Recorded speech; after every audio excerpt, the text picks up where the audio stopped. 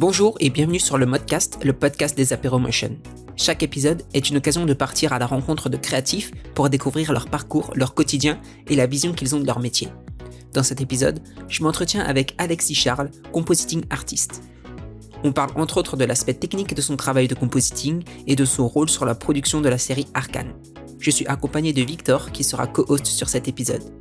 Je vous laisse découvrir notre échange. Bonne écoute! Bonjour à tous, ça fait trop plaisir de vous retrouver pour une nouvelle saison du Modcast, la 5e saison déjà. J'ai cru que dans ma tête c'était la 4e, mais non, c'est bien la 5e saison. Et encore sur cet épisode, une nouvelle fois, il y a Victor Volz qui nous accompagne en tant que co-host. Hello à tous. On avait eu des petits retours sur les épisodes précédents. Sur le fait qu'on ne t'avait pas présenté en bonne et due forme, Victor. Est-ce que tu peux dire 2-3 mots sur toi, s'il te plaît? Alors moi, du coup, je suis là parce que je fais partie aussi de l'association, essentiellement à la base, c'est pour ça que je suis là. Donc moi, je suis le président fondateur des apéros et du Modcast. Et donc, moi, à côté, je suis freelance en motion design. Voilà, globalement, je bosse à mon compte dans l'animation, quoi. Yes, trop bien. Ça fait longtemps d'ailleurs, ça fait presque 10 ans, non? Bientôt 10 ans? Que je me suis lancé à mon compte non, ça fait pas encore 10 ans. Bientôt. À quelques années près, à 4 ans près. Ah merde, quand même. Okay, c'est vrai que le temps passe vite. Et sur cet épisode, on est trop content de recevoir Alexis. Hello Alexis, comment tu vas? Salut, ça va bien et vous? Ça va super, merci. Est-ce que pour ceux qui ne te connaissent pas, tu peux te présenter en quelques mots, voir d'où tu viens et qu'est-ce que tu fais aujourd'hui comme taf? Ouais, du coup, je m'appelle Alexis, moi je suis compeur, je fais du compositing dans l'animation. Et ça fait maintenant bien 14 ans que je suis sorti d'école, 14 ans que je bosse dans le compo et actuellement je bosse à Fortiche et j'ai bossé sur Arcane saison 1 et 2. Trop cool. Donc on dit compeur en français pour quelqu'un qui fait du compositing. Ouais, voilà, c'est le entre nous on dit compeur pour aller plus vite. Parce que c'est vrai que on peut pas dire compositeur. Oui, voilà, c'est ça. Coup, oui, sinon c'est la musique, quoi. Ouais, c'est ça, ouais. Mais c'est du compositing en même temps, donc du coup on dit compeur pour aller plus vite, mais c'est ça. Ok. Parce que dans le petit post Instagram qu'on a fait où on te présentait, je savais pas quoi mettre justement en français, donc j'ai mis compositing artist en anglais tout simplement parce que je me suis dit non, ça peut pas être compositeur, tu vois, c'est pas possible. J'avais pas le terme français. Non, ouais, c'est un peu le truc classique de dire quand des parents ou les amis de tes parents te demandent ce que tu fais, en général tu dis juste que t'es graphiste et puis ça englobe un petit peu tout. Tu peux pas vraiment dire, c'est trop compliqué d'aller dans le détail tout de suite. Donc, c'est clairement.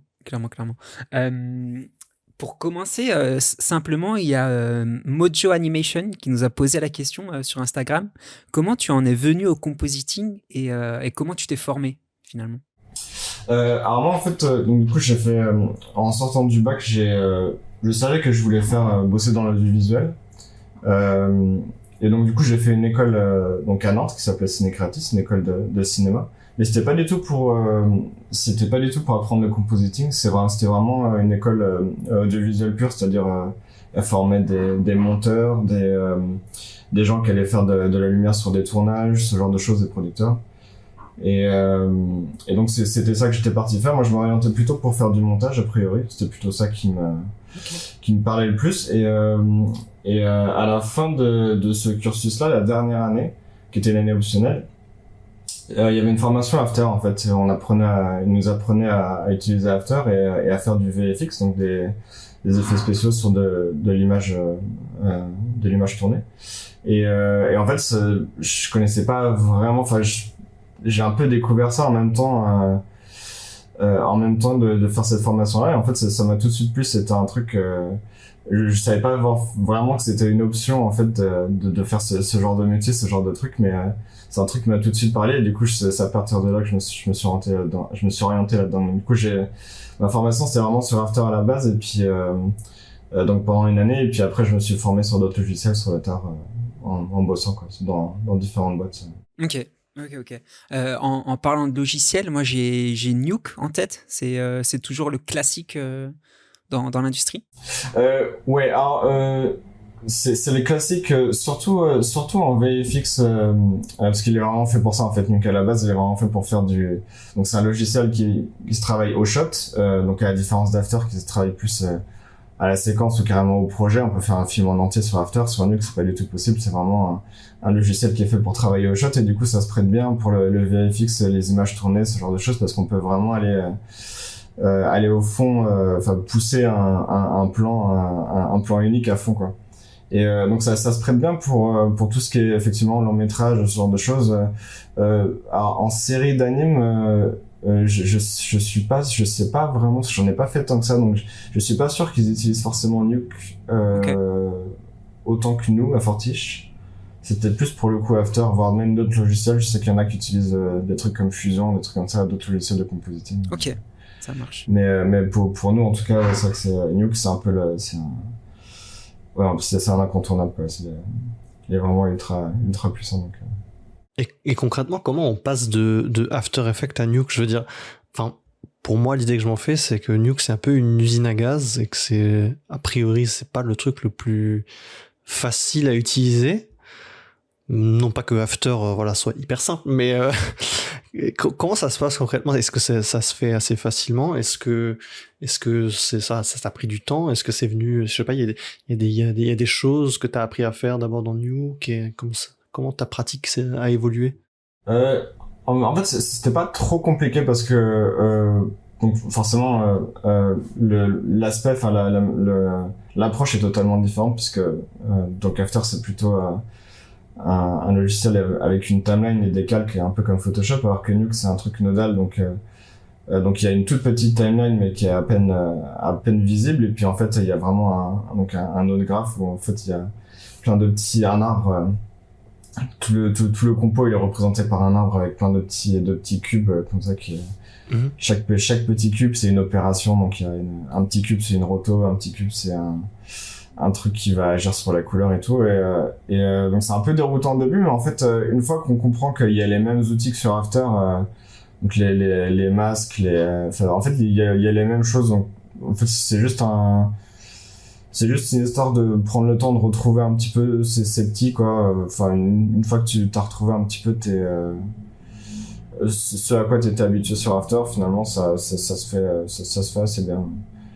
Et après il y a des petits détails aussi, enfin forcément des raccourcis clavier, des trucs comme ça qui sont un petit peu différents, donc c'est toujours un petit peu bizarre quand tu passes de l'un à l'autre, où t'as l'habitude d'appuyer sur Shift alors qu'en fait là c'est Alt, et du coup c'est toujours des trucs un peu bizarre. Mais au-delà de ça c'est quand même relativement simple. Ouais, ok. Mais du coup c'est un système donc nodal, tu disais? Et ouais. donc ça veut dire aussi potentiellement que par contre pour tout ce qui est modification, etc., ça facilite aussi ce genre de choses par rapport à un After Effects qui est potentiellement moins malléable.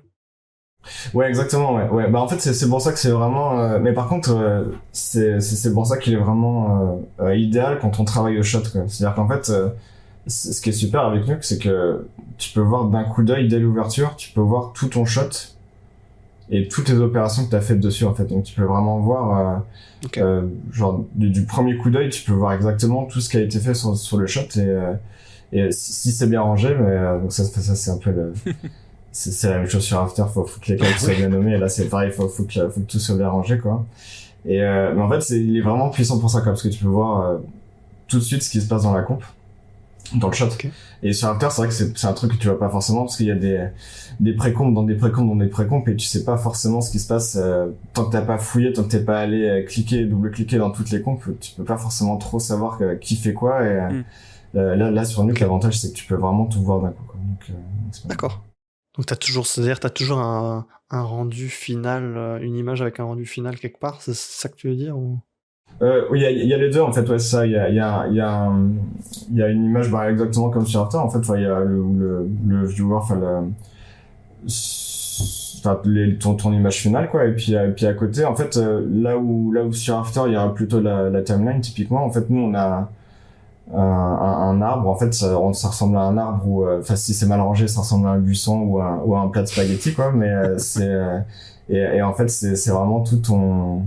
Donc normalement, typiquement, tout en haut, t'as ta source, donc ta suite d'images ou ton move ou ce que tu veux, et puis ensuite t'as plein de petits cubes ou de petites briques, et puis donc chaque petite brique c'est une opération. Donc si jamais il y a un petit si jamais tu veux déplacer une image, t'as une petite brique de transform. Si jamais tu veux mettre une roto, t'as une petite brique de roto, et en fait donc tu vois tu vois exactement tout ce qui se passe, tout ce qui a été fait sur l'image, quoi, du début à la fin, quoi. Tu parlais tout à l'heure de VFX aussi. Est-ce que le compositing, c'est un peu une branche du VFX? Est-ce que c'est totalement séparé finalement? Est-ce que comment ça interagit? Bah en fait quand je parle de VFX, c'est vraiment les effets spéciaux sur des, donc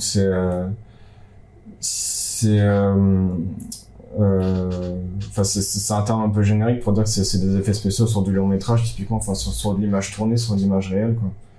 Et après en termes de compositing, en fait c'est un petit peu différent du compositing d'animation, parce que du coup c'est un petit peu moins, typiquement c'est un petit peu moins esthétique, dans le sens où il y a beaucoup en VFX on est forcément tributaire de l'image tournée, en fait, donc on va toujours s'adapter à cette image là, et puis jamais forcément trop en détourner, donc on a plutôt tendance à intégrer des choses à l'image tournée, ou voire à effacer. Enfin, c'est le truc typique de quand il y a un film d'époque, en fait on va effacer les voitures et les lampadaires au fond de la rue qui font un petit peu trop moderne. En fait c'est ce genre de truc, le VFX, quoi.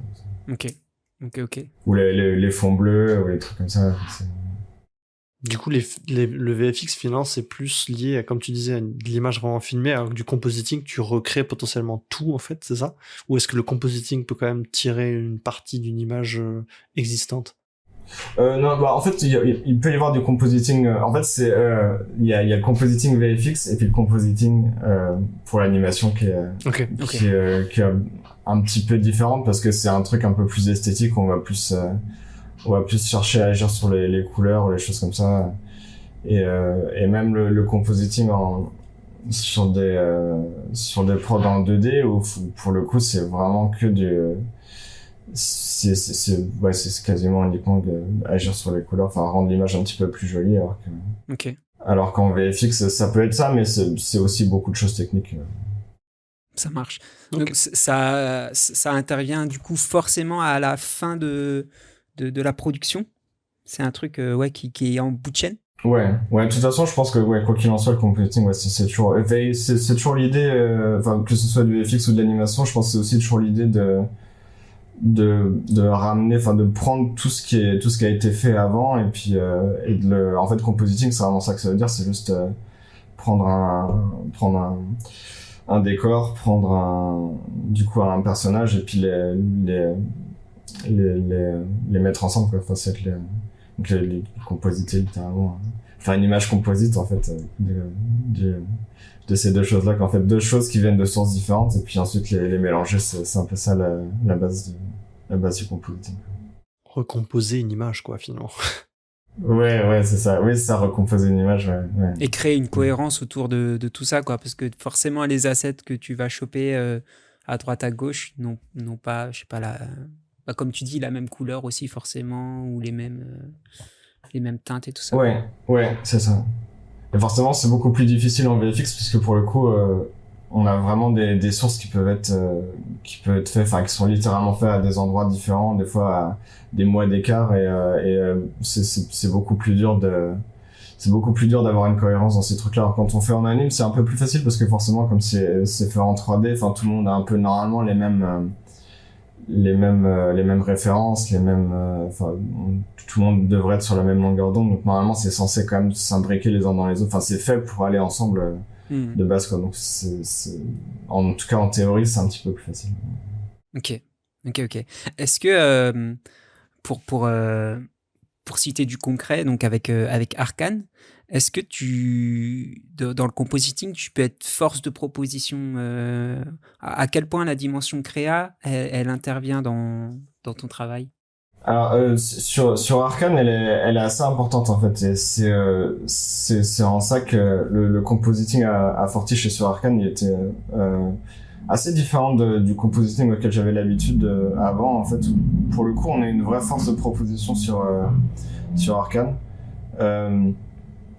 Parce qu'en fait, typiquement dans une prod en animation, en 3D, en fait, il y a une phase donc, en général, au niveau du lighting, enfin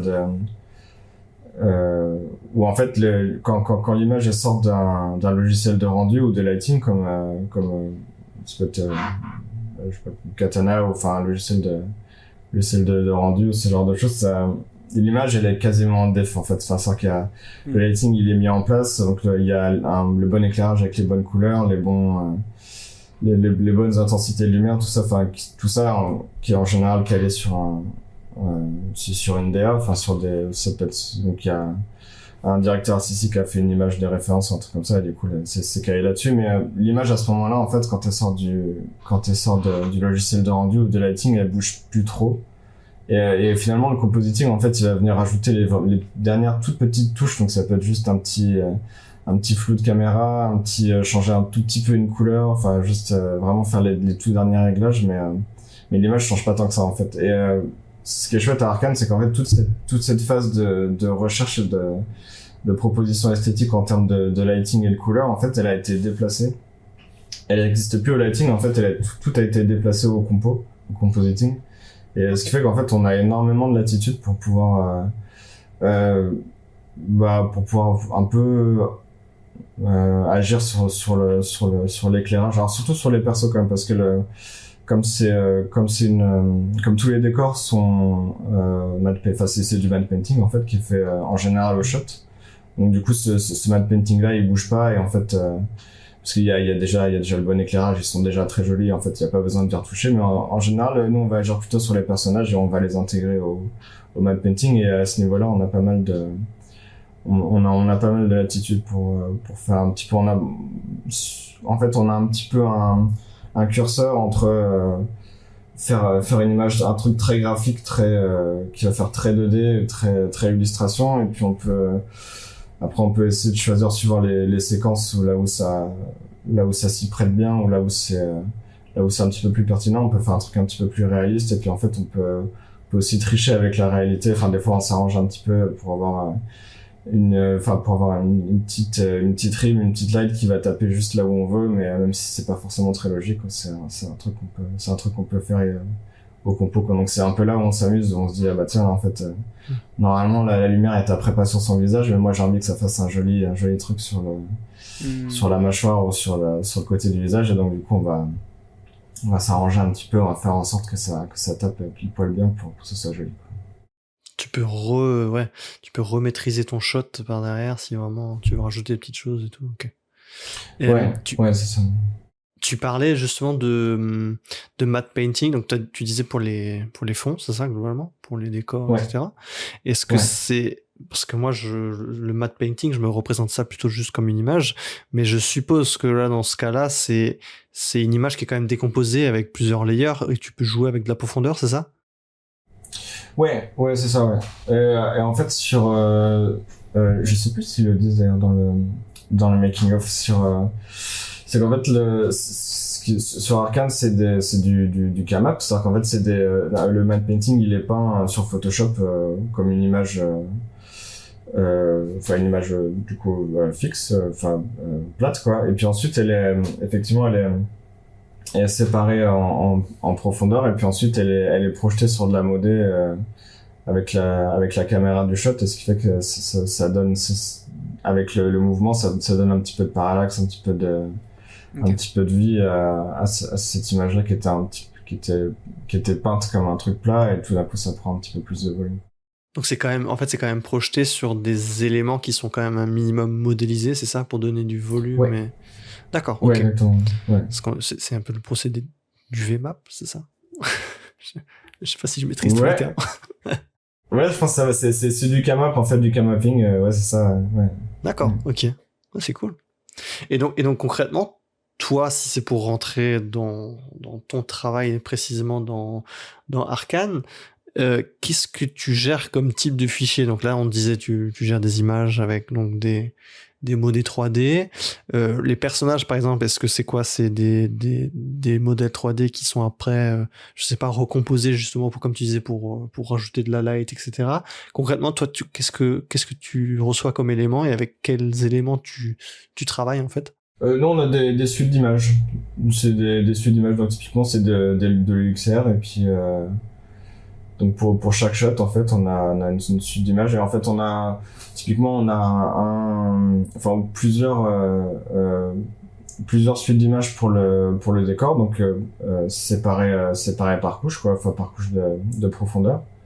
Et puis on a aussi plusieurs suites d'images pour les personnages. Là aussi, du coup, séparé par personnage, en général, de manière logique dans la profondeur, en fait, et puis donc on assemble tout ça. On a aussi des suites d'images pour les FX 2D, par exemple, ou ce genre de choses. Enfin, c'est, en fait, tous les autres départements qui viennent avant, et ils sortent chacun dans leur coin leur petite suite d'images, et puis après, nous, on va reprendre tout ça, et puis, Ok, donc toi, tu vraiment, t'as que des layers d'images, t'as tous les rendus déjà, entre guillemets. Et donc, par exemple, sur la 3D, t'as aussi des différentes passes sur lesquelles tu peux agir, c'est ça? Ouais, c'est ça, ouais. Ok. Ouais, c'est ça. Là, on va commencer à rentrer dans les trucs dont j'ai pas trop le droit de parler, mais ouais. D'accord. C'est la petite sauce secrète, c'est ça? Ouais, exactement.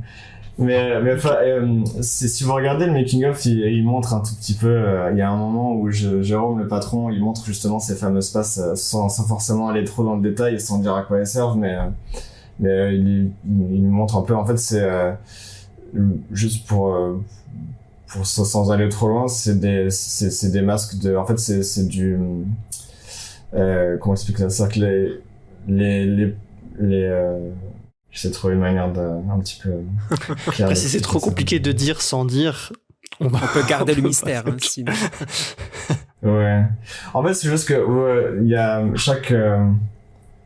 chaque lumière, en fait, c'est sorti, enfin, ça, en fait, ça devient une suite d'images, en fait, on s'en sert comme masque, Okay. Du coup, plus que comme, là où normalement, brut, en fait, il y aura, comment? Que contenu brut, j'allais dire, ouais, que vraiment. Ouais, c'est ça, enfin, c'est qu'en fait, c'est vraiment une image en noir et blanc, plutôt que d'être, vraiment le personnage, avec directement la lumière sur lui. En fait, nous, on se sert juste c'est comme si on avait la lumière à part, en fait, mais sous forme de suite d'images en 2D, en fait, et puis on se sert de ça comme masque pour faire un peu notre tambouille, et puis c'est un peu ça, en gros. Bon, de toute façon, on mettra le lien de cette vidéo en description, et puis on vous invite à aller le voir. Clairement. Ouais. Mais de toute façon, après, c'est un secret sans être un secret, je pense, parce que maintenant, depuis la fin de la saison 1, il y a eu beaucoup de monde qui ont essayé de recréer un peu cet aspect-là, l'aspect arcane, l'aspect fortiche, et honnêtement, je pense que, à mon avis, il y a sûrement beaucoup de gens qui sont pas tombés très loin, même en essayant de deviner. En fait, il y a rien de forcément très mystérieux, c'est juste qu'effectivement, c'est plutôt compréhensible. Les patrons, ils veulent garder un petit peu la petite avance qu'ils ont, surtout quand ils ont un truc qui savent, qui plaît un petit peu à tout le monde. Forcément, ils ont un petit peu envie de garder ce secret-là aussi longtemps que possible, en sachant très bien que ce sera pas forcément non plus. En plus, comme forcément après les gens qui ont travaillé sur Arcane saison 1, ils vont aller travailler ailleurs, et forcément après les gens ils parlent, ils discutent. Donc au bout d'un moment, le secret il est plus si bien gardé que ça. Le savoir se diffuse. Oui, forcément. Ouais. Bah, c'est pas une mauvaise chose non plus, c'est plutôt bien, comme ça tout le monde a bénéficié aussi, je pense.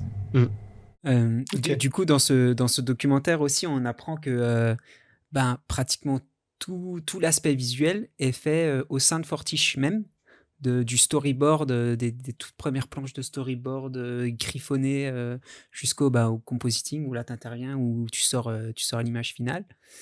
Est-ce que c'est un avantage de travailler, de tout internaliser, ou des fois c'est plus simple, je sais pas comment le monde du compositing travaille aussi. Est-ce que tu as des studios spécialisés dans le compositing qui vont aider d'autres productions, des trucs comme ça je sais pas trop. Oui, effectivement, il y a des studios qui sont. Mais bon, en général, maintenant, de plus en plus, même les studios qui sont spécialisés en compositing, ils sont aussi, ils sont plutôt généralistes aussi. Enfin, ils savent faire d'autres choses.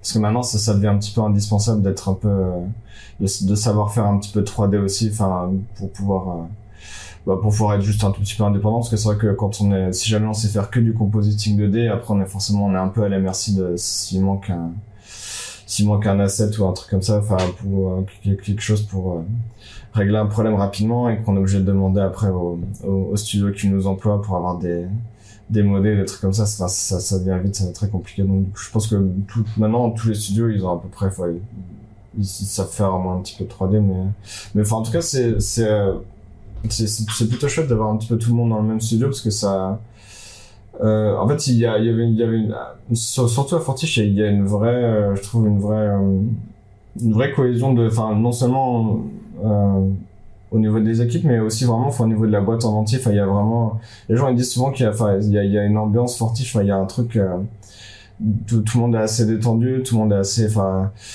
tout le monde se parle. Il y a une ambiance qui est toujours très C'est chill, quoi. Ouais, et puis aussi, enfin, tout le monde est content, enfin, tout le monde a envie de faire vraiment du bon travail et tout le monde est, et en fait, c'est vachement motivant de voir aussi que, enfin, ce que font les autres départements. Et enfin, même d'ailleurs, à Fortiche, enfin, régulièrement, il y avait des events, en fait, où on montrait, enfin, on rassemblait un petit peu toute la boîte, enfin, tout ce qui était là, et puis on regardait un peu tous ensemble ce que chaque département avait fait, Ok. et les avancées au fur et à mesure de la saison. Et comme ça motivait un petit peu tout le monde, parce que c'est vrai que nous, on pouvait voir un petit peu ce qu'avait fait le board, ce qu'avait fait les FX 2D, et puis après, les autres départements avant nous, ils pouvaient voir aussi l'image finale, enfin, ils pouvaient voir le compositing, donc ils pouvaient voir ce que leur travail était en train de devenir aussi une fois qu'il y avait tout en même temps. Et en fait, ouais, donc c'est vraiment, ça donne vraiment la sensation que tout le monde va vers le même objectif, quoi. Enfin, donc c'est assez, ouais, c'est assez motivant, c'est assez gratifiant. Je pense que c'est plutôt chouette. Trop cool. Est-ce que il y a pour le bien de la finalisation d'un plan, par exemple, est-ce que tu vas être amené, toi, à échanger avec ceux qui ont modélisé les persos, ceux qui ont animé les persos, ou tu vas plus être en contact avec le DA pour avoir le look vraiment qu'il veut?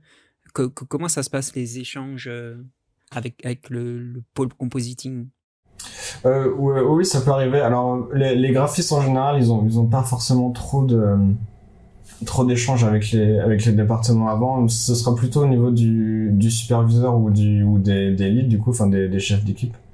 Et oui, effectivement, en général, on restait toujours un petit peu en communication avec les départements d'avant. Enfin, dès qu'il y a un petit problème ou un petit truc, en général, c'est renvoyé tout de suite. C'est envoyé tout de suite dans les départements précédents pour régler ça rapidement. C'est un des avantages aussi d'avoir non seulement tous les départements dans le même studio, mais aussi l'avantage d'avoir une prod 3D où tout est fabriqué à partir de rien. Enfin, ça on peut vite se retourner, changer les choses si jamais il y a besoin. Et oui, avec les DA, en fait, il y a des toutes les semaines, toutes les 2 semaines, il y a des points qui sont calés où en fait les réals, les DA, ils regardent un peu ce qui s'est fait, et puis ils valident ou pas, ou ils donnent des retakes. Enfin, tout ça, c'est un truc qui se fait vraiment au fur et à mesure, enfin très très très très régulièrement. Et puis même les DA, ils font ce que nous on appelle des color keys ou des color scripts. C'est qu'en fait, ils font des images pas forcément pour toutes les séquences, mais en tout cas pour les séquences qui sont où il y a peut-être un petit peu d'inconnu, où il y a besoin d'une ref un petit peu claire. Ils font des images qui peignent sur Photoshop, en fait, juste pour donner un petit peu une idée des couleurs, de l'ambiance générale, alors suivant la séquence, suivant l'ambiance, ça peut être des refs auquel il faut coller absolument. Si jamais le DA il tient beaucoup, les réels ils tiennent beaucoup. Ou alors sinon, ça peut être juste une ref un petit peu générale. Et puis ensuite, une fois qu'ils ont une première version de compo, après on peut commencer à discuter. Enfin, essayer d'être un petit peu plus subtil, de changer des choses pour voir. Enfin, et des fois, il y a même carrément des séquences où en fait, ils savaient pas trop ce qu'ils voulaient, donc ils me disaient, bah, faites un truc et puis on verra bien ce qu'on en pense, quoi. Donc ça c'est un peu à double tranchant, c'est à la fois chouette parce que on peut vraiment proposer des trucs, mais et c'est à la fois compliqué parce que forcément quand on n'a pas de direction claire, c'est un petit peu ça peut faire un petit peu peur des fois. Qu'est-ce que je vais faire? Clairement. Alors, c'est marrant, tu parles des relations en interne. Alors, juste pour rappel, pour ceux qui ne savent pas peut-être, mais en tout cas, Arcane, c'est une série tirée d'un jeu qui s'appelle League of Legends, c'est bien ça, je raconte pas de bêtises, donc qui est de l'éditeur Riot Games. Et donc tu nous disais donc en fait finalement c'est une commande de Riot Games directement, c'est ça? Et donc vous, quelle est la relation entre justement Riot et le studio Fortiche? Comment se passe cette commande finalement? Est-ce que eux ont déjà une idée, un scénario? Est-ce que c'est vous qui le créez? Voilà, c'est quoi la relation avant tout ce travail que vous faites vous? Alors, oui, ils nous livrent un scénario. Effectivement, c'est eux qui écrivent le scénario. Ok. Et puis ensuite, ils ont un regard sur tout ce qu'on fait. En fait, c'est sûr que, dès qu'on finit, je parle juste pour le compositing. Dès qu'on finit une séquence, en fait, c'est envoyé directement à Riot pour qu'ils puissent la valider. Mais en fait, c'est pareil pour tous les départements aussi. Dès qu'il y a un personnage qui a été modélisé, texturé, c'est envoyé à Riot pour qu'ils puissent mettre leur tampon dessus. Et puis, en fait, ils sont vraiment là. Ils nous accompagnent un peu tout le temps. Après, maintenant, c'est certainement en saison 2, mais déjà en courant de la saison 1. Au début, ils étaient assez présents, mais parce que c'est normal, ils savaient pas trop. Ils avaient besoin d'être sûrs qu'on soit sur la bonne direction. Mais finalement, au fur et à mesure, en fait, ils nous faisaient de plus en plus confiance. Et en fait, en saison 2, on était quasiment, c'était comme on savait un petit peu, on avait une collaboration qui marchait bien, ça devenait un petit peu la routine, quoi. Donc en fait, on leur envoyait les choses comme d'habitude, mais en fait, ils savaient déjà presque. C'était un peu une formalité dans le sens où il n'y a pas vraiment de surprise. Ils savaient déjà à peu près à quoi ça allait ressembler parce qu'on était vraiment, on était en phase sur ce qu'on allait faire, l'aspect que ça allait avoir. Il y avait rien d'inconnu à ce moment-là, quoi. Donc en fait, au fur et à mesure, ils nous faisaient de plus en plus confiance jusqu'à ce que vraiment, en fait, ils avaient même plus forcément trop besoin de regarder. C'était. Je suppose qu'une fois que les premiers épisodes sont sortis, après ils peuvent voir un peu dans quelle direction ça part. Mais justement, par rapport à cet aspect de DA, est-ce que eux ils sont venus déjà avec une envie, ou est-ce que c'est vous qui avez tout proposé et du coup vous en avez discuté, c'est passé ou alors ça, je t'avoue que je sais pas trop parce que moi c'était avant que j'arrive. Donc là, je suis pas certain. En tout cas, ce qui est sûr, c'est que eux, ils ont des DA aussi de leur côté, et forcément, ils ont une identité quand même assez forte, assez marquée. Ouais. Donc ils ont quand même des demandes, des choses. Et puis en plus, ils ont il fallait quand même qu'on se conforme un petit peu à. Fallait que les personnages soient reconnaissables forcément. Fallait que leur pouvoir soit un petit peu, fallait que tout ça soit cohérent avec le jeu. Ouais. Et ce que les personnages pouvaient faire dans le jeu ou pas faire dans le jeu, justement. Eux, ils étaient un petit peu garants de ça. Ils faisaient attention à ce que ce soit quand même, à ce que leur univers soit respecté, quoi. Ouais, exactement, ouais. Et, donc il y avait certainement ça, mais, et puis oui, là, ils avaient des DA de leur côté qui pouvaient aussi nous faire des refs et puis nous donner des notes quand il y avait besoin si jamais on s'écartait un petit peu trop. Ouais, je me souviens plus ce que c'était ta question, je suis désolé, je suis parti trop. La direction de la DA, ouais, à la base, mais t'y as répondu, quoi, finalement. Ouais. Au tout début, tu sais pas forcément, mais après, effectivement, je pense qu'il y a un échange entre les différents DA des deux équipes, et puis après... Oui, c'est ça, ouais. En tout cas, c'est une discussion, enfin, ils sont tout le temps en discussion, mais oui, ça, j'avoue que c'est des choses, je suis pas dans ces règles là, ça se passe un petit peu au-dessus de... Tu ne peux pas avoir accès à toutes les informations non plus. Non. Si on peut parler un peu de chiffres, combien pour un plan donné, combien tu vas récupérer toi d'assets, de suites d'images à assembler en moyenne? Je sais pas si... Est-ce que ça varie beaucoup? Est-ce que c'est toujours dans les mêmes zones de chiffres? Je sais pas. Ça peut varier pas mal, ouais, parce qu'il y a des séquences quand même où il peut y avoir pas mal de personnages. C'est comme finalement l'histoire elle est assez, enfin, il peut y avoir des séquences où c'est juste deux personnages qui parlent, il peut y avoir des séquences où c'est vraiment une bagarre générale avec des dizaines de personnes, donc c'est un petit peu, ça peut varier, mais bon, en moyenne, je pense qu'on doit avoir, allez, peut-être, je dirais 3-4 layers pour le décor, peut-être 2-3 pour les persos à chaque fois. Un petit peu plus en FX2D parce que ils ont tendance à... Ça peut aller vite en termes de découpage. Okay. Mais oui, je pense que on peut dire 5-6 layers de FX2D, c'est un peu genre de choses, plus des passes techniques après qu'on a un petit peu tout le temps. Donc ouais, ça fait quoi? Ça fait bien genre une quinzaine ouais, j'allais dire. À chaque fois, ouais. Ok. Et par-dessus ça, donc tu ajoutes tes petits cubes que tu disais, les petits nœuds à chaque fois. Est-ce que t'as une idée de combien de nœuds, de petits cubes tu ajoutes par asset ou par plan? Je sais pas. Honnêtement, non, je sais pas, j'ai jamais compté. Il y en a beaucoup parce que là, c'est pareil, ça va vite parce que comme c'est chaque petite opération, c'est un petit cube, une petite brique, donc ça va vraiment très vite. Honnêtement, je pense qu'à mon avis, pour un plan typique, ça va se compter dans les centaines, je pense, c'est sûr. Ça fait un bel arbre. J'ai jamais compté, mais ouais. Ça fait un bel arbre. Ouais, ça fait un bel arbre. Ou un beau plat de spaghettis si c'est mal rangé. Ouais. Bah, ce qui est, pour le coup, là, c'est un truc qu'on peut pas se permettre, parce que, en fait, ça reste de la série, ça reste de la série d'anime, même si c'est de la série quand même avec l'idée, c'était d'avoir un rendu, proche, ou même carrément long métrage, quoi, enfin, en termes de qualité, enfin, ce qui était un peu du jamais vu pour la série d'anime, mais ça reste de la série quand même, et du coup, faut avoir une cohérence, enfin, faut que tout soit bien raccord entre chaque séquence, entre chaque plan. Et en plus, faut avoir un débit aussi, enfin, en termes de rendu, en termes de shots qu'on rend. Faut que ça aille quand même relativement vite. Et du coup, c'est un truc qu'on pouvait pas se permettre d'avoir des plats spaghetti, au compositing. Donc, en fait, on avait on avait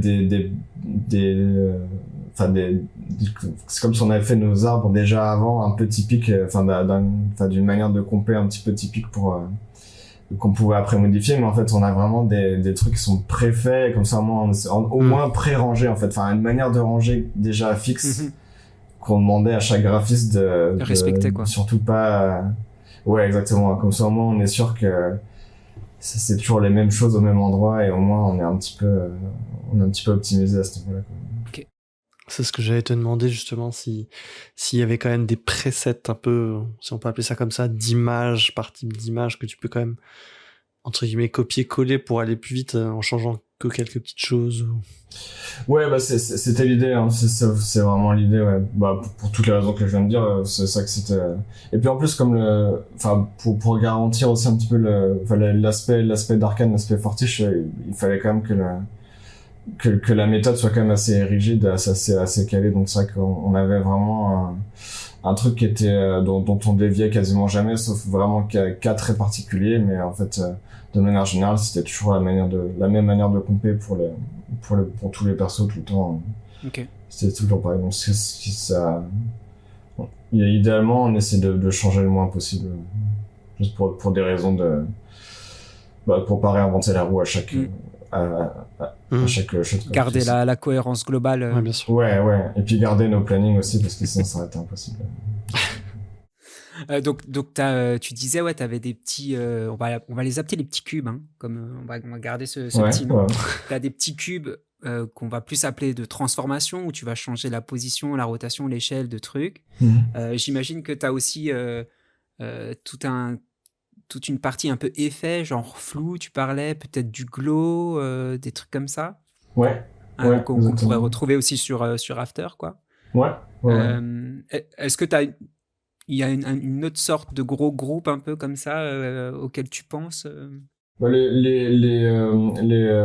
on appelle ça des nœuds. Les nœuds, ouais. On faisait des nœuds d'étalo aussi, enfin tout ce qui va changer la couleur. L'étalonnage, ouais. Bah, Ok. les niveaux sur After, donc nous c'est le grade sur Nuke. Il y a aussi, enfin, il y a pas le temps de saturation, mais enfin il y a les mêmes, enfin des nœuds qui font les mêmes choses, donc ce serait un peu notre gros groupe aussi, ce serait ça. Ok, cool. Donc finalement, l'étalonnage, ça fait aussi partie du compositing.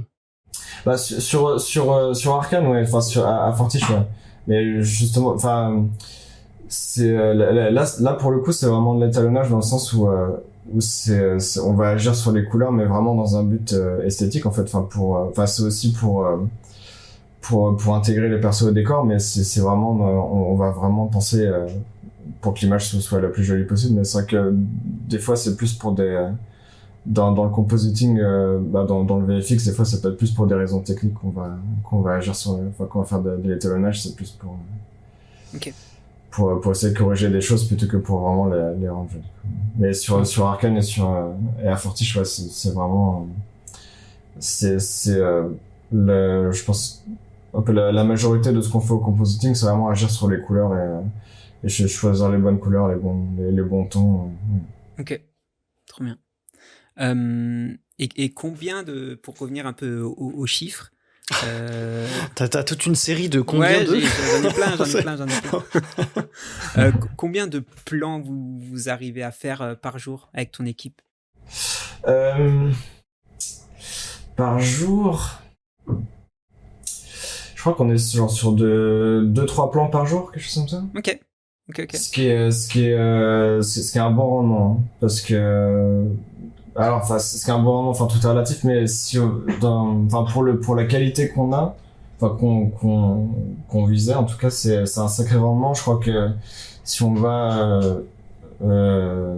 par exemple à Illumination, c'est l'autre boîte parisienne qui font les mignons, ou moi chez Méchant, ce genre de choses.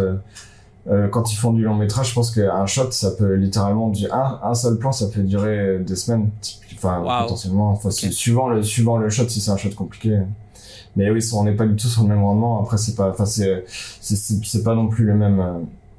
Comme je disais, nous on fait de la série, donc faut que ça aille relativement vite, et puis on a des trucs qui optimisent un petit peu ça, mais c'est vrai que c'est pas du tout du tout la même vision, la même façon de travailler non plus, je pense. Mais ouais, c'est quand même un bon petit rendement. Après, je pense que sur d'autres séries où le compositing est peut-être moins exigeant, enfin où on en demande moins au compositing, le rendement il peut être beaucoup plus fort aussi. Ça peut être, des fois, il peut y avoir genre 10 shots par jour si jamais le compositing il est vraiment minimal, quoi. Enfin, si Okay. t'as pas besoin de tout retoucher.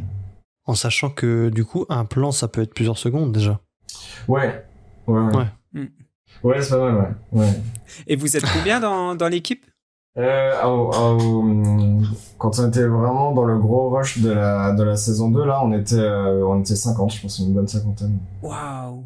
Ah oui, d'accord. Ouais, c'est une grosse équipe. Dans l'équipe compositing, quoi. 50 personnes. Ouais. Waouh! Ouais. Ah ouais, putain. J'imaginais pas du tout. Ouais. Pardon pour ma vulgarité. C'est un peu une armée. Ouais, une sacrée Ça armée. sera bipé. Ça sera bipé. On voit dans le documentaire aussi que, enfin c'est dit, il me semble qu'il y a une personne qui le dit, qu'il y a effectivement les FX 2D qui sont faits en 12 images par seconde, et du coup tout le reste qui est en 24. Est-ce que c'est pas trop chiant, Ouais. ça pose pas de problème? La plupart du temps, non. Ça peut, en fait, ça devient un problème quand il y a des FX qui sont censés interagir avec deux persos. Mhm. ou alors qui sont censés être suivre un mouvement de cam, ce genre de choses. Ouais, ok. Là, ça peut devenir un peu compliqué. Dans ces cas-là, on pouvait carrément leur demander de passer en 24 images secondes, enfin de faire tous les intervalles, Ok. de dessiner enfin de pas faire des doubles frames, quoi. Mhm. Ou alors sinon on se débrouillait pour le faire nous au compositing. On pouvait toujours si c'était pas trop compliqué, on pouvait toujours le traquer un petit peu, enfin faire des bidouilles pour essayer de s'arranger un petit peu avec le truc. Ok. Mais en général ça se marie plutôt bien. Et bon, en plus, comme on cherche pas forcément enfin on essaie de garder un petit peu l'aspect 2D de CFX. En fait, on cherche pas forcément à les rendre trop 3D avec trop de volume. Et en fait, ça passe parce que du coup, comme on cherche pas à cacher le fait que c'est de l'animation 2D. Du coup, même si c'est pas le même framerate, en fait, ça va, quoi. Ça se marie assez bien. Ok. Et puis ça donne la petite patte aussi qui est intéressante là-dedans, quoi. Ouais, ça rajoute vraiment quelque chose. Ok. Est-ce que tu voulais rajouter quelque chose, toi, Victor, peut-être sur cette partie un peu... Non, je pense qu'on a pas mal parlé de technique. Ouais. On peut peut-être parler peut-être plus en détail de la série en elle-même. Alors, personnellement, moi, je l'ai vue. J'ai adoré. Alors ça c'est une question aussi, peut-être question bizarre, mais est-ce que toi tu as vu la série ou pas? Parce que j'imagine que tu as vu des shots, mais peut-être pas tout ensemble. Si, ouais, je l'avais vu déjà quand on la faisait. Enfin, on se faisait des petites sessions de visionnage de temps en temps, histoire de se motiver, histoire de remonter un peu le moral des gens quand les gens sont un petit peu fatigués des fois. Donc, du coup, on regardait un épisode qu'on venait de finir, comme ça on se disait c'est quand même pas mal, on a fait du bon boulot, allez, on continue. Et donc on regardait quand même les épisodes de fur et à mesure, et puis la saison 1, je l'ai regardé après sur Netflix. Tu l'as vu 2 fois finalement alors? Ouais. Même plus que ça des fois, parce que c'est vrai que les épisodes on les regarde même plusieurs fois. Ah oui, j'imagine. Les plans, les séquences, j'en parle même pas, on les regarde en boucle, mais les épisodes en entier, des fois on les regarde plusieurs fois.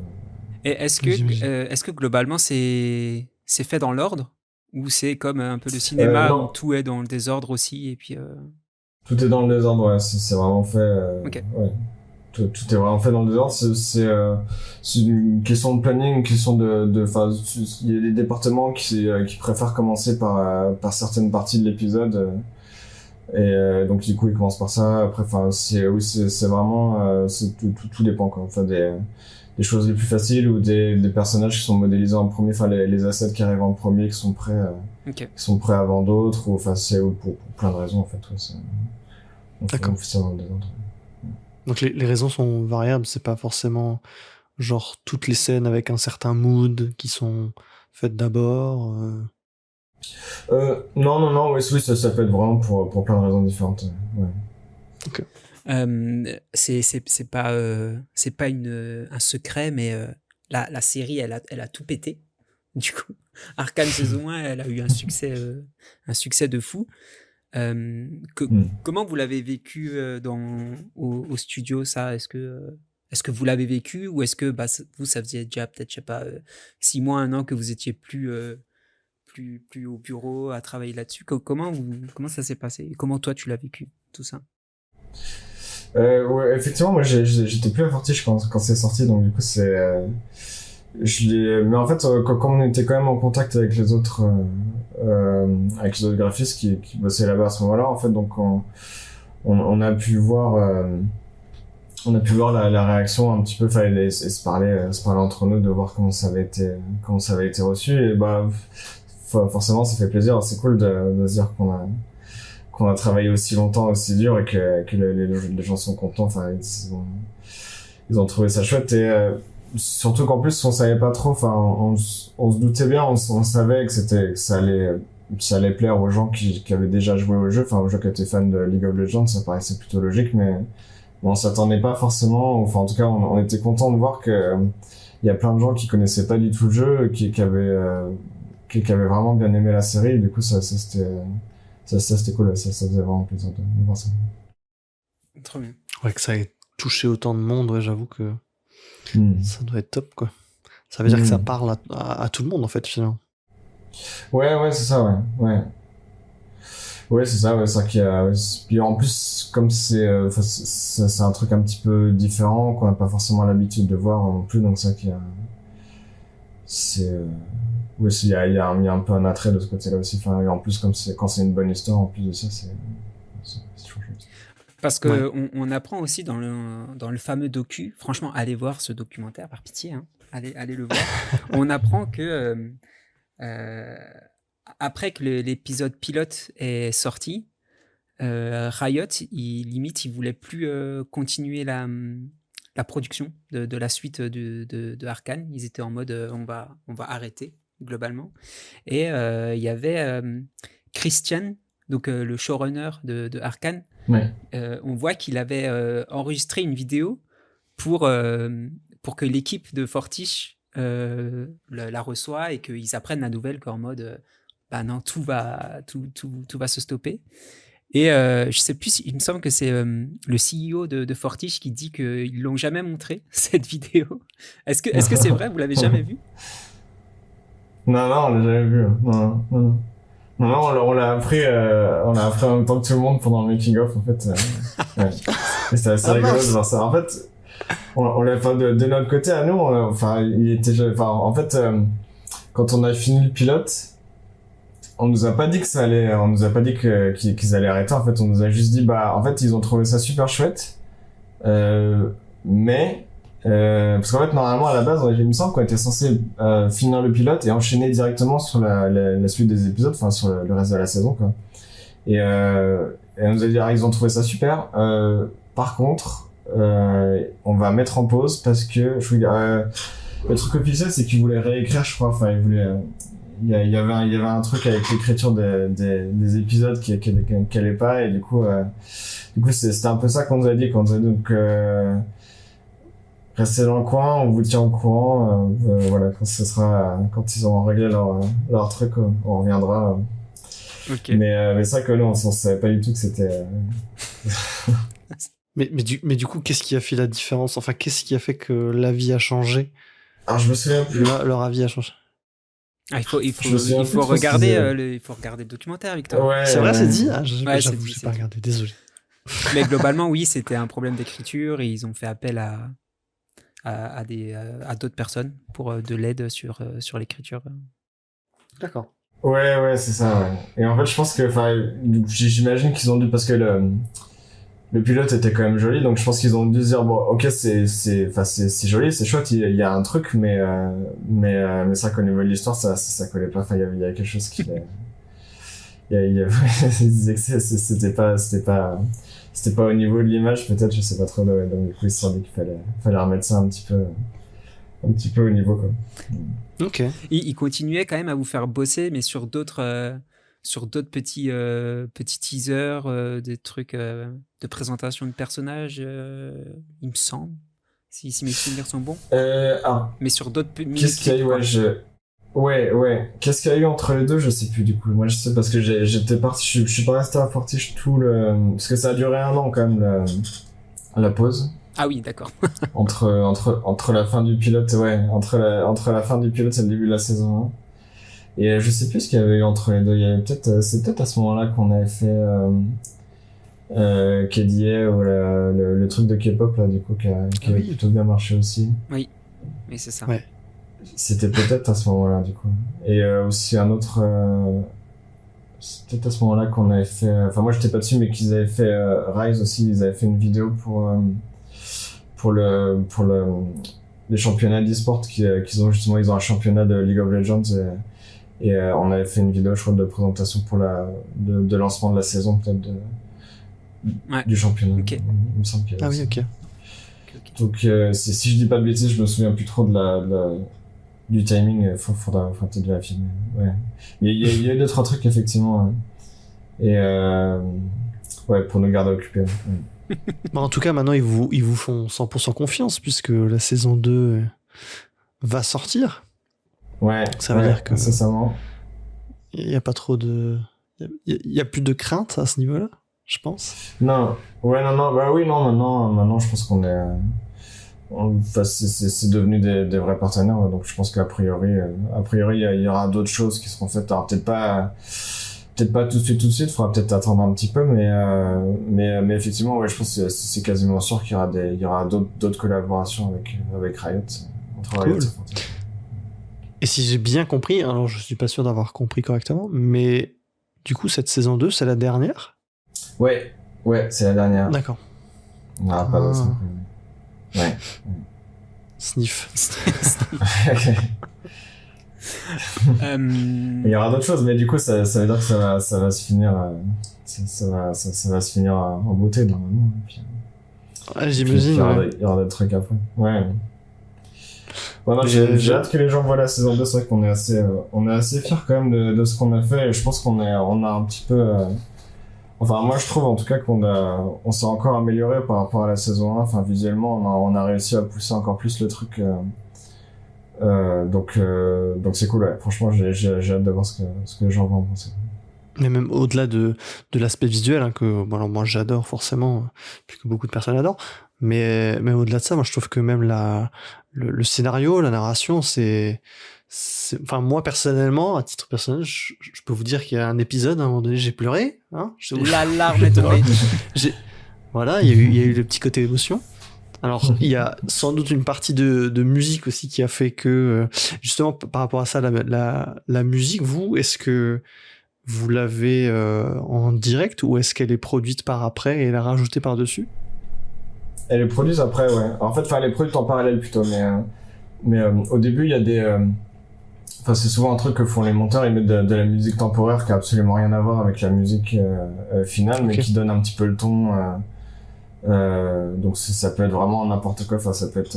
Donc là, il y a pas besoin de s'embêter avec les licences au moment de l'autorisation, parce que c'est juste un truc interne, en fait. Personne ne verra, donc ils peuvent mettre absolument toutes les musiques qu'ils veulent, mais c'est juste autant que c'est le bon mood, ça passe quoi. Donc souvent, nous on voit les séquences avec la musique temporaire, et puis au fur et à mesure, il commence à y avoir une première version de la musique définitive, et puis après de plus en plus. Enfin, c'est. Ok. Et ça, je trouve que c'est un truc. Comment? Pardon, non, j'allais te demander du coup, vous voyez quand même avant que ça sorte sur Netflix le son final, ou est-ce que vous le découvrez quand même, enfin encore par après? Je pense qu'on voit le truc quasiment final, mais il reste encore une fois que ça sort de chez nous, ça part quand même après, ouais, effectivement, au sound design et puis à la musique def. Il y a encore des choses qui sont faites après nous, surtout en termes de son et de musique et de localisation aussi, pour faire les doublages par pays. Donc il y a encore plein de trucs qui sont faits plus tard. Donc effectivement, nous en fait on voit vraiment que c'est surtout le sound design. Nous c'est pareil, on a des trucs un peu temporaires, mais qui sont peut-être pas très bien mixés, ou qui sont peut-être où il manque des choses par-ci par-là, des effets de son, des trucs comme ça. Et ça, c'est des trucs qu'on voit vraiment tout à la fin. Parce qu'il y a notamment une BO qui a été créée exprès pour, tu vois, ce genre de chant, parce que je sais qu'il y a la partie sonore qu'on peut appeler sound design, etc., mais il y a aussi vraiment la création musicale. C'était plus ça où je me posais la question, si cette création musicale elle vient vraiment que par après, ou est-ce qu'elle est déjà plus ou moins, est-ce que les gens qui créent cette musique s'imbibent déjà de vos travaux pas forcément finis pour gagner du temps, tu vois, je sais pas. Ouais, c'est sûr, ouais. Enfin, ils le font en parallèle de nous, en fait. Il y a des premières versions qui viennent, mais c'est pas les versions finales, ouais, effectivement. Donc c'est des maquettes de musique finale, des trucs comme ça. Ok. Tu nous avais dit lors de lorsqu'on a préparé un peu le podcast, qu'il y avait eu peut-être un leak de la saison 2. Est-ce que ça a été vrai, ça a leaké à un moment donné? Ouais, c'est sûr, ouais, c'est sûr, ouais. Il y a des épisodes entiers, je crois même, qui ont été, alors pas forcément les épisodes, finis, il me semble, si je dis pas de bêtises, il y avait des épisodes qui étaient, où c'était juste, l'animation brute sans compositing. Enfin, ça, c'est des trucs un petit peu, des trucs un peu whip que les gens ont vu, mais effectivement, ils ont, alors je sais plus exactement au final, parce que je crois qu'il y a plusieurs hypothèses, mais des gens disaient que ça venait peut-être de chez Netflix, d'autres qui disaient que ça venait peut-être d'un doubleur, d'un truc comme ça, ou d'un labo quelque part qui s'était fait hacker ou qui avait juste niqué les trucs, quoi. Mais ouais, il y avait Arcane, et puis il y avait aussi d'autres séries de Netflix qui avaient été niquées comme ça.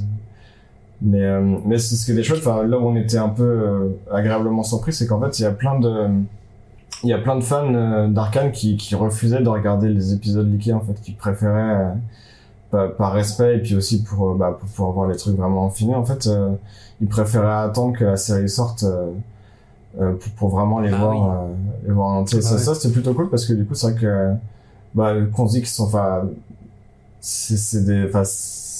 on se sent un petit peu valorisé là-dedans, quoi, parce que c'est vrai que souvent ils disaient, sur Twitter ou sur les réseaux, en fait, tu voyais plein de gens qui disaient non, mais en fait, je vais pas faire, les gens ils ont bossé trop dur, je vais pas regarder un vieux leak un peu pourri, alors que je vais attendre que ça sorte sur Netflix pour regarder correctement et tout. Donc c'est plutôt chouette. Ah, trop bien. C'est cool. Trop bien. Il y a eu un boycott du leak. Ouais, un peu, ouais, franchement, ouais, c'est... Ouais, parce que ça a pas... Du coup, je me suis demandé si ça s'y avait pas plombé, genre, l'équipe, en mode... justement, on a travaillé des heures, des semaines, des mois, des années dessus, et en mode... Il y a un pauvre leak qui peut tout gâcher, et qui peut... du coup, s'il est pris en tant que tel, et qu'on croit que c'est l'image finale... plomber toute la promo, ou quoi, ou dire... je sais pas. Ouais, c'est spoiler tout le monde sur des trucs, sur des surprises qu'on voulait garder et tout. Ouais, en plus, oui, carrément. Ouais. C'est fou, j'en ai pas du tout entendu parler, du coup. Ouais, ça a été... c'est sorti, je sais pas, mais c'est vrai que ça a pas duré. Enfin, moi, j'ai entendu parler juste au moment où c'est sorti, mais ça a duré une journée ou deux, et puis après, je sais pas, enfin, soit les leakers ils ont perdu un peu l'intérêt, soit effectivement le fait que les gens aient pas trop mordu à l'hameçon, ça les a, le truc est mort un petit peu tout seul, quoi. Mais ou alors peut-être que Riot a réussi. C'est peut-être que sorti sur des sites sombres, un peu de niche. Ouais, je pense que ça a dû circuler quand même, forcément, mais pas tant que ça. Et plus pour parler de l'aspect visuel, effectivement, la touche un peu Arcane. Est-ce que toi, tu saurais expliquer pourquoi ce mix un peu 2D, 3D et ces textures un peu peintes à la main, ça plaît autant? Est-ce que tu penses que c'est juste une vague en mode c'est un peu innovant, tu vois, on n'avait pas l'habitude de ces rendus-là, ou tu penses que c'est une réelle impression de plus d'authenticité que les Pixar auxquels on est habitué maintenant depuis plusieurs décennies, hein, maintenant, plusieurs années en tout cas. Ouais. Oui, je pense que il y a un petit côté effet de mode, effectivement, parce que je pense que quand on était tellement habitué à Pixar, et puis en plus Pixar, ils avaient vraiment quasiment le monopole, en fait, avant eux c'était Disney, mais quand tu pensais à animation, un film d'animation, avant tu pensais Disney, et puis au bout d'un moment après tu pensais que à Pixar, et c'était un peu les seuls films qui venaient en tête, alors que c'était pas les seuls qui sortaient, mais c'est clairement eux qui avaient vraiment la main mise, et qui fixaient un petit peu ce que les films d'animation 3D, ce à quoi ils devaient ressembler, en fait. C'est même non seulement en termes d'aspect, mais même en termes de design, ils avaient tous les mêmes têtes rondes, les mêmes trucs, les mêmes trucs très lisses et tout, et c'est vrai que je pense qu'il y a au bout d'un moment les gens ils ont envie de voir des trucs un petit peu différents, donc je pense qu'il y a un côté un peu nouveauté, et puis du coup maintenant c'est à la mode, mais pas que, il y a aussi forcément il y a eu Spider-Man Into the Spider-Verse qui est parti aussi dans ce truc là, et puis maintenant il y en a plein qui partent un peu là-dedans. Il y a eu Tortue Ninja. Ouais. Qui partent un peu. Le chapeauté, ouais, il y a le chapeauté. Il y a eu, je sais pas ce qu'il y a fait, je trouve qu'il y a des films même qui vont sortir bientôt qui jouent un peu sur le truc. Mais il y a eu, les Mitchell contre les machines aussi, je crois, il me semble que ça s'appelle. Il y a eu pas mal de films qui essayaient d'exploiter ce truc-là un petit peu moins lisse. Oui, je pense que c'est un truc de mouvement de pendule, quoi. C'est-à-dire qu'en fait, au bout d'un moment, quand les gens ils ont vu trop d'une même chose, puis ils ont vu d'autres choses, et puis ensuite ça va partir dans l'autre sens, et puis après ça va revenir à des trucs un peu plus lisses, et puis voilà, ça. Tu penses ouais, que ça, c'est une boucle, finalement, comme ça va sur une mode et ça va revenir. Ça va... Oui, je pense. Bah, une fois qu'on aura, là, ce qui est chouette en fait, c'est que en ce moment, donc du coup, il y a plein de gens qui font des trucs, des rendus un petit peu 2D, enfin des trucs un petit peu moins lisses. Mais même si c'est un peu la même approche d'avoir un mélange 2D 3D, ils sont pas si similaires que ça finalement. Enfin, c'est parce que par exemple, Into the Spider-Verse. C'est un peu la même approche qu'Arcane finalement, mais en fait c'est pas du tout la même, enfin visuellement ils ont rien à voir quoi. Et pareil pour Tortue Ninja, c'est une approche de D3D, mais en fait visuellement c'est un style quand même très à part aussi, très particulier. Donc en fait ce qui est cool, c'est que en fait c'est vraiment tu sens que c'est un terrain pour essayer d'innover et de tester des trucs en fait. Enfin ça donne lieu à plein d'expériences un petit peu. Enfin tu sens que les gens ils se disent bah tiens qu'est-ce qui se passe si on faisait ça, et puis juste pour voir ce que ça fait quoi. Et puis donc en fait mais je pense que forcément ça va revenir une fois que tous les tests auront été faits, une fois que tout aura été essayé de ce côté-là, on trouvera autre chose, et puis ça partira sur un autre truc. Parce que oui, effectivement, Arcane, ça a pris beaucoup de risques. Finalement, tu prends un monde de niche qui est le jeu vidéo, tu l'adaptes en prenant le choix de l'animation. En plus de ça, tu fais un mix de techniques, comme on l'a dit, de 2D, 3D. Tu en fais une histoire originale de tout ça, finalement, d'un truc qu'on n'a jamais vu. Et ça donne ce côté un peu rafraîchissant aussi dans un monde de cinéma d'animation plus classique, où ça va plus être des suites maintenant, des reboots, des préquels, des je sais pas quoi. Il y avait même un des CEO de Pixar qui avait c'était une volonté marquée de sa part de miser que sur des suites, sur des trucs, parce qu'ils savent que bon, après, ils ont un aspect peut-être plus commercial aussi là-dessus, que ça marche bien, que ça va rapporter de l'argent, parce que tu as déjà un public qui est fidélisé.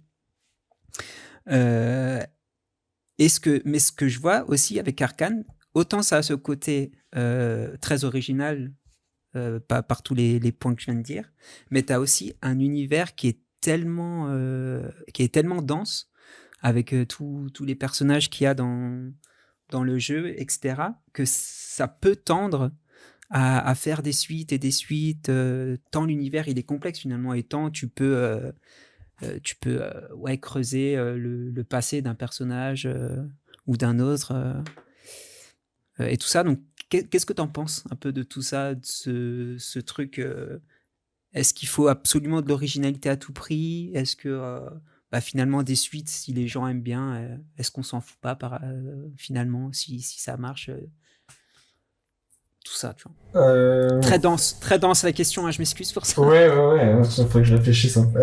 Très deep. Très deep. Moi, j'avoue que je suis plutôt attiré par les trucs un peu originaux. Moi, j'aime bien les DA un peu, et j'aime bien avoir un truc un peu marqué, enfin quelque chose, une personnalité. Enfin, en fait, moi, j'aime bien voir la personnalité du créateur dans les trucs, dans les trucs que je consomme. Donc, du coup, je suis plutôt attiré par les trucs un peu originaux, des trucs que j'ai jamais vus, des trucs vraiment très assumés. Et du coup, c'est vrai que j'ai des suites, pourquoi pas, mais moi, j'ai plutôt tendance à avoir des trucs originaux, enfin des gens qui vont essayer de trouver leur propre petite niche, enfin leur propre petit coin pour s'exprimer, enfin des trucs un petit que peut-être qu'auront jamais été dites, ou en tout cas pas dites un peu de cette manière-là. C'est vrai que c'est plutôt vers ce genre de choses que j'aurais tendance à aller. Ok. Tu vas pas voir Moi Moche et Méchant 4, quoi, par exemple. Si, je suis allé le voir avec mon fils, mais écoutez, c'est pas un mauvais film, hein, mais bon, c'est sûr que je serais pas allé le voir de moi-même, je pense, mais pas de Mais ça peut être une suite, mais quand même originale. Je sais pas, j'ai pas vu du tout, mais... Oui, ça peut être une suite originale. Est-ce qu'il y a des suites vraiment originales? Je sais pas, j'essaie d'avoir un exemple, mais je sais pas. Mais Ouais, oui, c'est enfin, pas bien évident. sûr, il y a toujours moyen de... Comment? Oui, c'est pas évident là de penser à une suite Ouais, qui est originale ou quoi. ça doit exister forcément. Après, il y a de très bonnes suites, hein, ça existe, y a pas de problème. Ça... Des fois même qui sont meilleurs que le premier, ça existe aussi. Ouais. Ah, je pense à Retour vers le futur là où je les trouve bien les trois finalement. Mhm. Ou en reboot, il y a Aliens, Blade Runner qui Blade Runner, a ouais. bien marché. Ou Dune, Terminator d'ailleurs, 2, plus récemment aussi dans le même. Dune 2, ouais. C'est vrai. Mhm. Dune qui a bien marché. Ouais, donc au final, c'est pas tout noir ou tout blanc, quoi. Il y a des Non, bien sûr. nuances. C'était un peu une question C'était la question piège. volontairement piégeuse, mais oui, il n'y a pas de. Il y a des nuances partout, quoi, clairement. Est-ce que tu as une idée de combien ça coûte la production d'une saison de Arcane? Pas du tout. Non, là c'est pareil, je suis pas dans ces réunions-là, mais honnêtement, oui, je pense que ça va être un sacré budget. Je pense que, en tout cas, ce qui est sûr, c'est que parce que vu la qualité exigée et le monde qu'il y avait dessus, enfin, je pense qu'à mon avis, c'est un budget en termes de série d'animation faite en France. Je pense que c'est bien au-delà des budgets classiques, en tout cas. Je pense que c'est quasiment sûr. Ok. Mais après, quand t'as le chiffre exactement, ça je sais pas trop. Mais il me semble, je sais plus s'ils disent le chiffre précis, pareil dans le documentaire, où ils disent, je crois, un truc en mode c'est à 9 chiffres, quoi. Globalement, en centaines de millions de dollars ou d'euros, quoi. Ouais, ça ne t'en pas tant que ça. C'était Suzy Lacombe qui se posait la question. Ouais.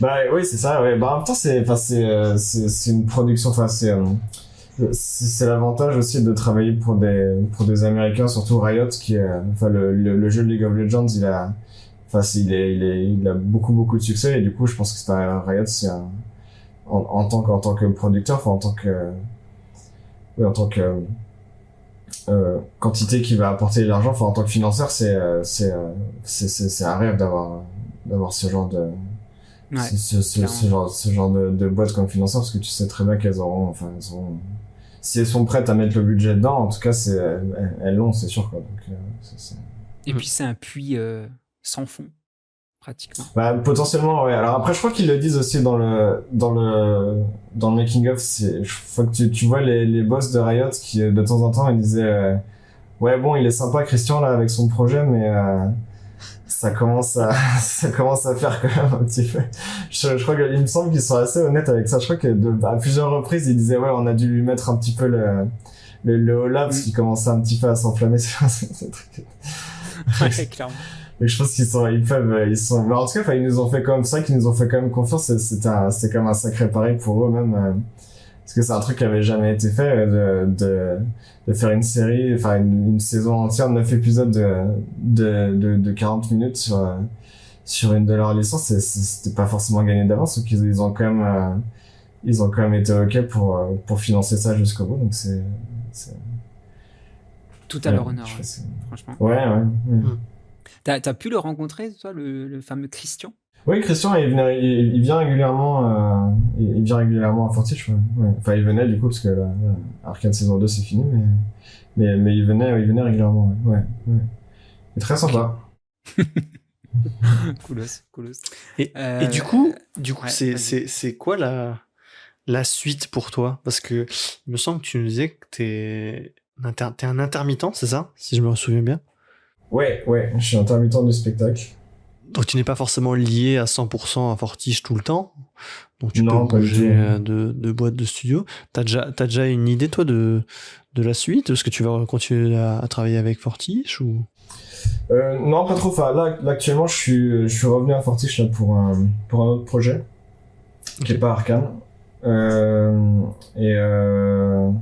Donc là pour l'instant j'ai un petit peu de boulot pour les mois qui arrivent, mais après ça non, je sais pas du tout. Je sais que je veux continuer à bosser dans la nuit parce que c'est un truc qui me plaît vraiment.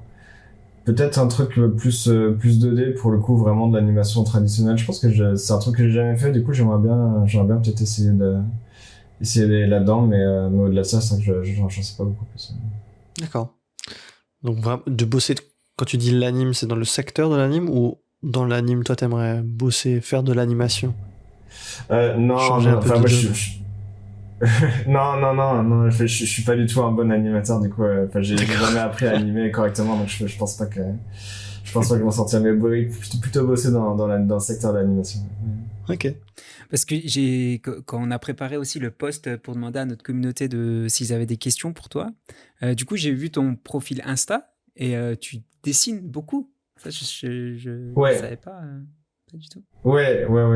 Oui, c'est une de mes passions aussi, ouais, le dessin, c'est que j'adore ça, mais ouais, j'essaie, en fait, c'est ce que j'aimerais bien faire aussi un jour, si jamais j'ai l'occasion, le temps, ce serait de faire de la BD, c'est un truc, ce serait un de mes rêves aussi, je pense, si je pouvais trouver le bon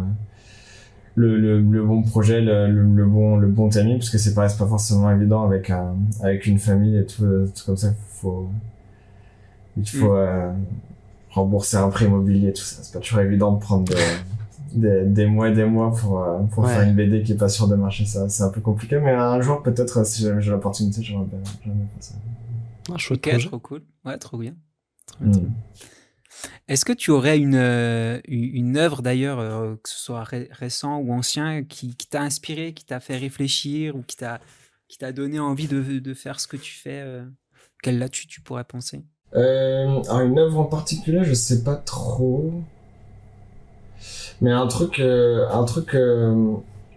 m'a vraiment marqué, qui m'a un peu poussé à continuer sur cette voie-là, c'est quand j'avais fait un stage quand j'étais à l'école. Du coup, j'avais fait un stage dans une boîte d'animation à Paris qui s'appelle Je suis bien content. Et c'est la boîte qui avait fait Persepolis à l'époque avec de Marjane Satrapi. Mm-hmm. Et en fait, c'est une boîte d'animation pour le coup vraiment en 2D, traditionnelle et tout. Et en fait, c'est le fait de voir de voir les gens animés autour de moi. Et en fait, il y a un truc avec l'animation qui est quand même, c'est comme de voir un tour de magie à chaque fois, de voir des gens qui dessinent image par image des dessins, et puis et à la fois ça fait un mouvement. C'est un truc, il y a un truc vraiment fascinant là-dedans, et du coup c'est un truc qui arrête jamais de me surprendre, même quand on sait comment c'est fait, ça reste toujours un peu un peu hypnotique. C'est toujours très satisfaisant. Enfin, je pense, c'est comme le fait de voir ça, et en plus le fait de voir les gens faire un niveau quand même assez élevé, du coup je pense que ça m'a un peu motivé. Je me suis dit, ouais, j'aimerais bien faire partie de ce truc là quand même. Je pense que c'est toujours assez ouais, ça m'avait vachement inspiré à l'époque, ça m'avait pas même marqué. Tu t'es jamais essayé du coup à l'animation, vu que tu dessines aussi beaucoup? T'as jamais tenté Si, basiques. J'en ai fait un petit peu, mais ouais, en fait, je suis un autodidacte, j'ai jamais pris de cours de rien du tout. Du coup, je suis pas très bon, je suis un amateur, mais quand j'ai la motivation, je me dis, je fais un petit bout d'anime quand j'ai envie de voir un truc bouger. Et en fait, même, c'est ce qui est, déjà, je trouve ça vachement relaxant, même si c'est très long, ça prend beaucoup de temps, mais en fait, c'est assez, ouais, c'est assez reposant de faire de l'anime, faire ces petits dessins un par un, c'est un petit côté très, très reposant. Et puis en plus, même quand on le fait, même quand c'est moi qui le fais, le fait de le voir bouger à la fin, et quand ça marche à peu près, mais même là, c'est toujours, ça reste, je suis le premier surpris en fait de voir que ça marche. Et c'est super satisfaisant. Mais c'est vraiment, c'est des trucs, c'est très très très amateur, c'est un tout petit niveau, mais j'aime bien, ça m'arrive enfin. La magie opère. Ouais. Tu regardais, du coup, ouais, j'imagine tu regardais aussi beaucoup de dessins animés quand tu étais petit, alors aussi. T'as toujours été passionné d'animation, ouais. En fait, pas tant que ça, c'est ça, c'est un truc qui m'est venu un petit peu sur le tard, parce qu'en fait, ça a jamais trop fait partie de, en fait, moi, quand j'étais petit, je dessinais comme tous les enfants dessinent, mais ça jamais été un truc, j'ai jamais été connu comme le gamin qui dessine tout le temps, quoi. Ça a jamais été moi, en fait, mais, enfin, je sais pas, il y a, ça a jamais trop fait partie des options, des trucs, enfin, je pensais pas que c'était, ça faisait pas forcément trop partie de mon monde, en fait, et donc, du coup, j'y suis venu un petit peu, assez tard, en fait, à vraiment dessiner sérieusement et un peu par des chemins détournés, quoi. Donc ça m'est venu plutôt, ouais, plutôt tard. Ok. Moi, j'aurais une question un peu plus small talk. C'est-à-dire, en fait, un peu moins dans tout ce sujet-là, mais quand même, ça m'intéresse. Qu'est-ce que t'écoutes, toi, comme musique, comme style de musique? Et est-ce que t'aurais éventuellement un morceau, alors que ce soit ancien ou récent, à nous recommander, ou un truc que t'écoutes en ce moment? J'écoute un petit peu de tout. J'aime bien à peu près tous les styles de musique. Enfin, je peux trouver des trucs qui me plaisent un petit peu dans tous les styles. Mais enfin, ce que je préfère de loin, c'est comme, c'est le rock. Et puis j'aime bien, enfin, j'ai une grosse, grosse préférence pour le blues aussi. Enfin, le vieux blues, Ok. le vieux blues des années 30, enfin, des vieux trucs où c'est juste un gars avec une guitare. Ça, c'est un peu, je trouve que ça me parle, je sais pas trop pourquoi, mais c'est un truc qui me plaît énormément. Et, et une chanson, alors c'est pas du tout du blues, mais ça a été une de mes découvertes, une des plus récentes. Et c'est un truc que j'écoute un peu en boucle en ce moment, parce que j'adore ça. C'est un groupe de punk japonais. C'est que des filles, c'est un groupe de filles. Et ça s'appelle Otoboke Beaver. Beaver comme le castor. Castor, ouais. Castor, ouais. Ouais. Je veux dire, comme Beaver comme le castor. Et Otoboke, je sais pas ce que ça veut dire, c'est japonais, mais c'est Otoboke Beaver, et c'est trop bien. C'est pour les amateurs de punk, c'est vraiment parfait.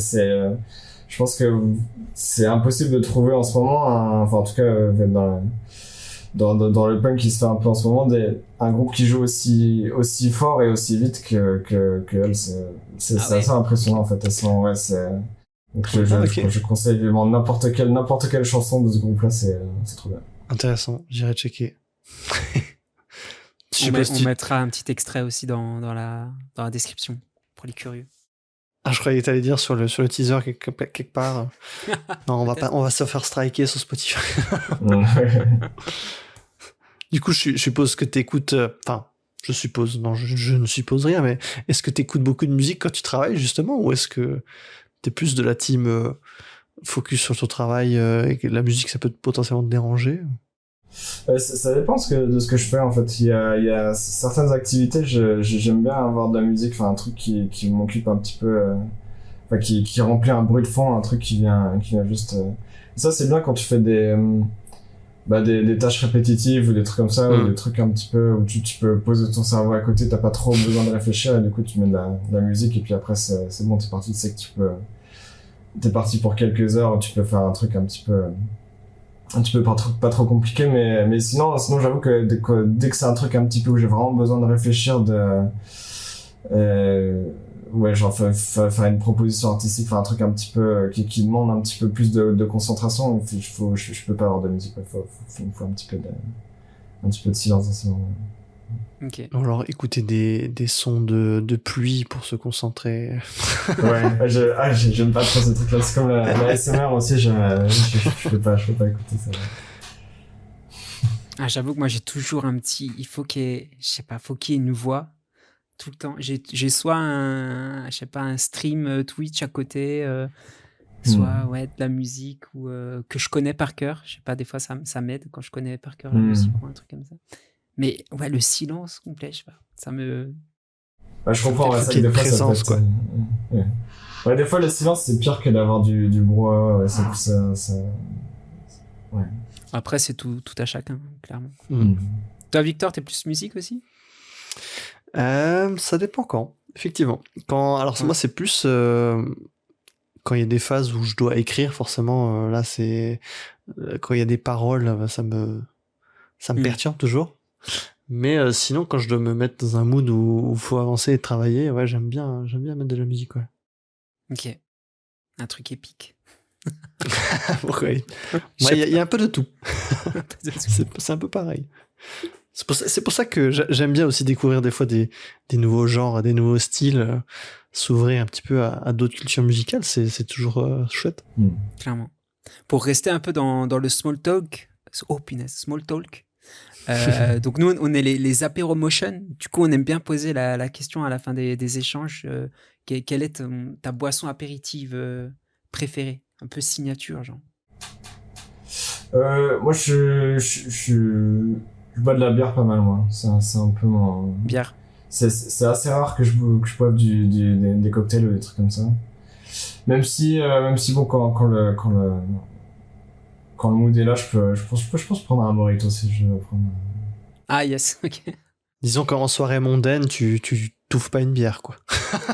Oui, c'est ça, ouais. Je regarde un petit peu ce que les gens boivent et puis après, je m'adapte à ça, ouais. Est-ce que toi, t'aimerais voir quelqu'un en particulier sur le podcast, une personne à qui tu penses qui aurait, selon toi, des choses à dire? Alors, peut-être pas une personne en particulier, mais peut-être un truc qui serait intéressant, ce serait de voir peut-être quelqu'un qui design qui fait des ouvertures des crédits de séries, enfin, tu sais, des ouvertures, des intros, des trucs comme ça, pour le coup, c'est un graphiste, enfin, quelqu'un qui va vraiment designer des titles. Opening title, là. Ouais, exactement, ouais. Générique, voilà, c'est ça le mot. Générique en français.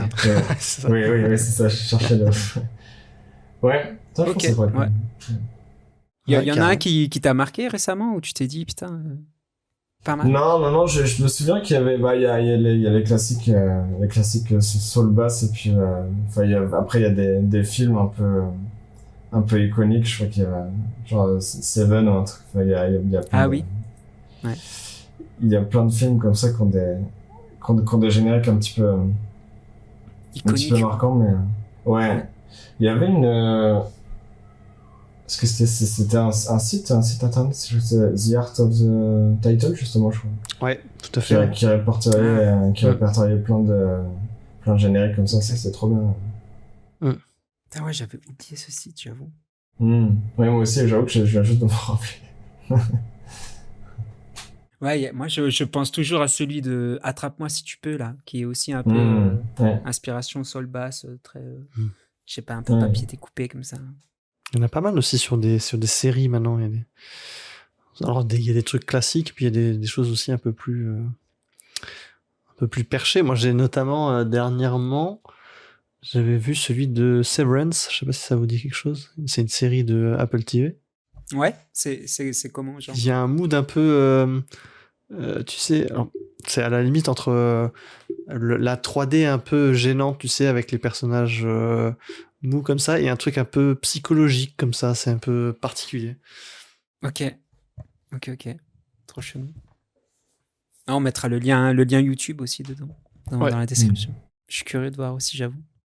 Est-ce que peut-être pour les étudiants qui nous regardent, est-ce que compositing artist, c'est un métier qui est demandé? Je sais pas, qui est demandé globalement. Oui, je pense que c'est assez demandé. En fait, je pense que c'est un métier qui est qui est demandé. Enfin, oui, il y a certainement des débouchés dans les studios. C'est surtout que en général, c'est pas forcément le métier privilégié des étudiants. Quand on leur parle de compositing, c'est pas forcément le truc auquel ils pensent tout de suite. Enfin, les étudiants en animation, ils veulent plutôt, soit ils veulent être animateurs, soit ils veulent être, je sais pas trop ce qui serait un truc, ou peut-être faire du lighting plutôt. En tout cas, c'est vrai que c'est pas forcément le premier choix de la plupart des étudiants, mais alors que c'est super chouette. Ouais. Venez tu vois, faire c'est dommage. Mais c'est pour ça que c'est un peu les métiers de l'ombre comme ça. C'est intéressant de découvrir un peu comment ça fonctionne. Comment ça se noue aussi dans tout le process de production et tout ça.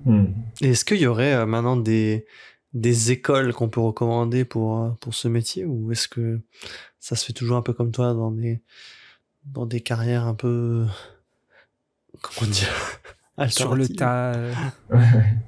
autodidacte. Ouais. Maintenant, toutes les écoles d'animation, je pense qu'elles apprennent à faire du compositing.